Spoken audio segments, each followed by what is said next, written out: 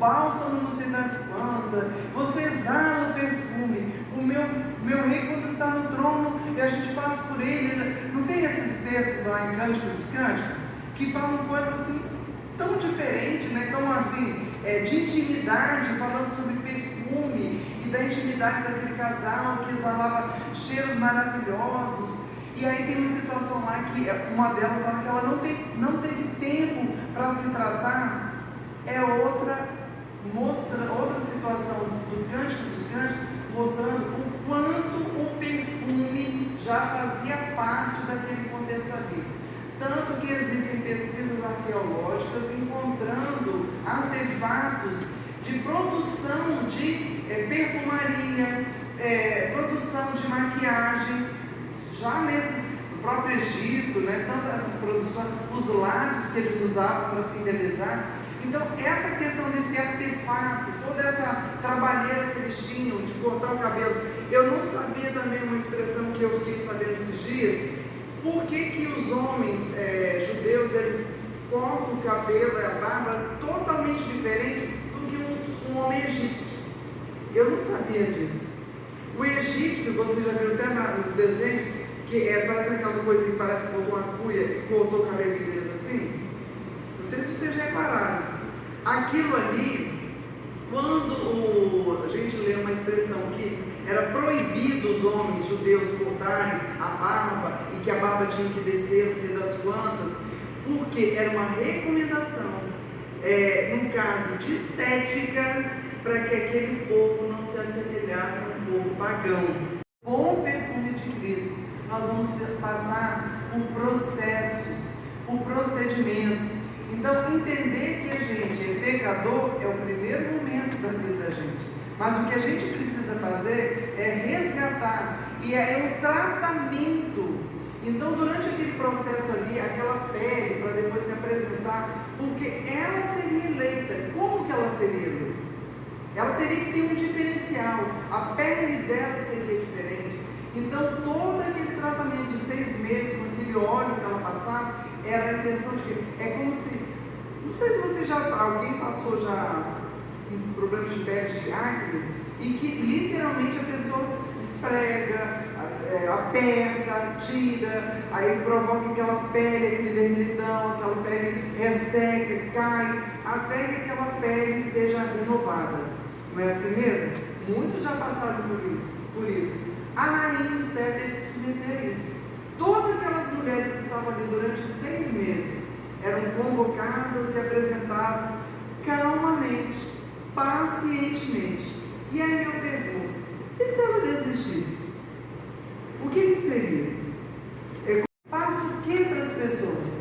O que a sua presença, a sua afeição, o seu modo de falar, a sua gentileza, o que você está demonstrando? Esse é o perfume.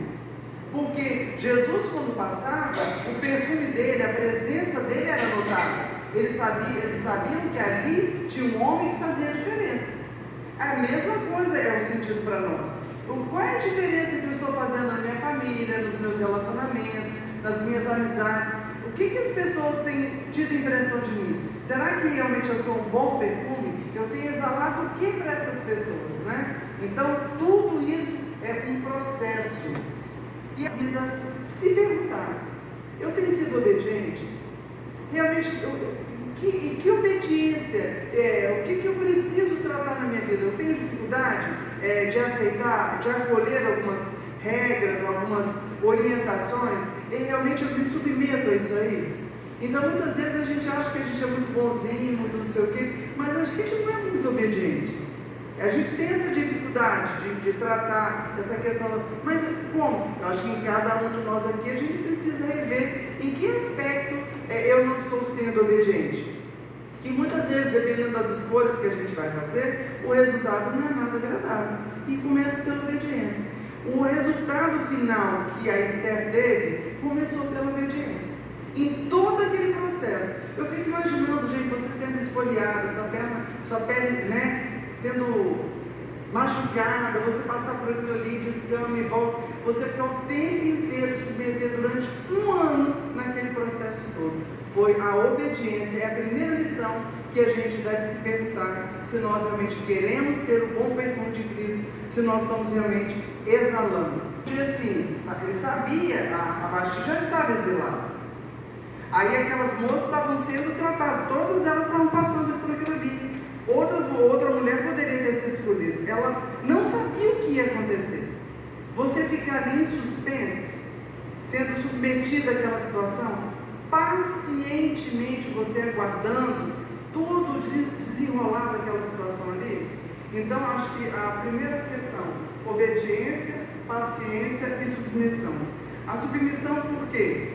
Porque Mardoqueu, ele era um homem também, que ele teve uma certa ascensão ali, ele fez um benefício que ficou registrado nos livros lá de crônicas, e aí ele se valeu disso aí depois, porque, gente, todo meio político é assim, né? Você vê um que está no governo anterior, depois o outro muda e vai mudando, um interfere na vida de um, e se você consegue um registro de alguma coisa, é igual sobre um terreno.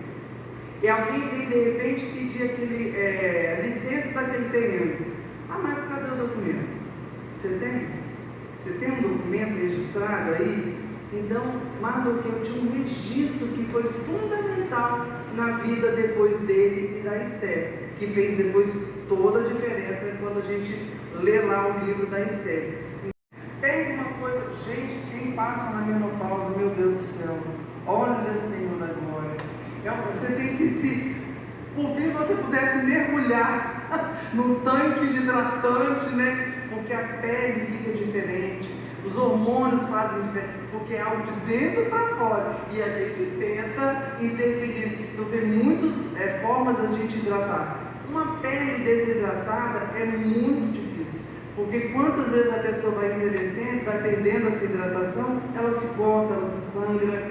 Então há uma pele, uma vida desidratada, uma vida seca, uma vida que não tem brilho, né? A gente pode jogar isso no nosso dia a dia.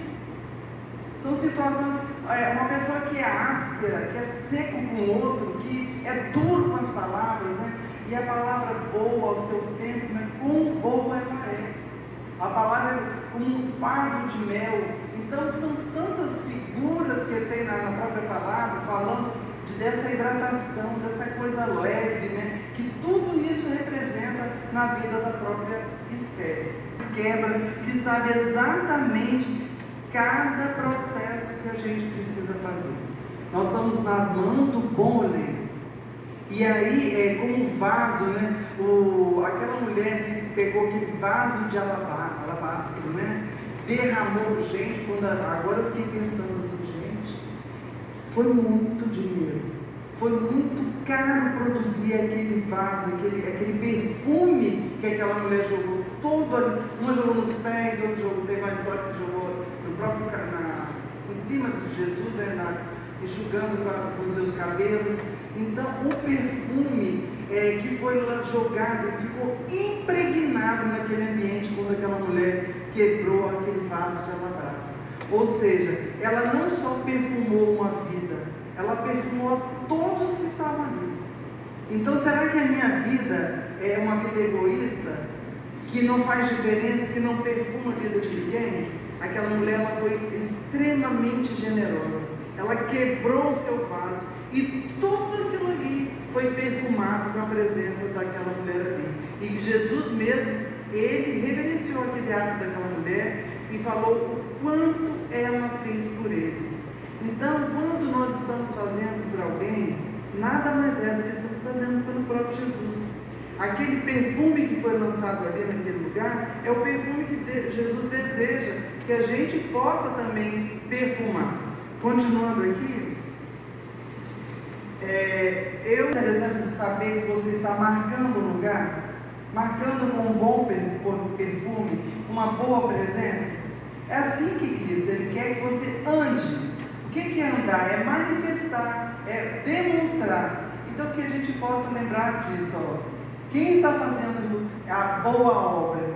Deus que iniciou, é Ele que inicia tudo, e é Ele que vai terminando tudo, é Ele que vai pavimentando tudo. E gente, a Rainha Esther, ela, depois que passou por todo aquele processo, ela foi convocada para ser a rainha. E a Bíblia fala lá em Esther que quando ela achou graça aos olhos do Assuero, e aí ela fez a história. Aí a gente iniciou dizendo que um fato mudou toda uma vida. A Vasti foi reconhecida como uma mulher desobediente, uma mulher destrambelhada, uma mulher que teve que conselheiros entrar com um recurso para que ela não ficasse como uma má fama, e onde ela fosse um péssimo exemplo para outras mulheres. E o que aconteceu com a Esther? A Esther fez história. O Mardoqueu mudou durante muitos anos, eles ficaram ali sendo salvos e protegidos pelo o que aconteceu na vida do Mardoqueu. A própria rainha Esther, quando ela precisou de que tudo acontecesse a favor dela, ela fez um ato. Alguém lembra o que ela pediu que o primo dela fizesse e convocasse as pessoas? Jejum e oração. Ela não falou Deus, vamos orar a Deus, não. É submissão. Ela pediu para aquelas pessoas que quando ela fosse apresentar aquele rei, ela estivesse debaixo de jejum e oração.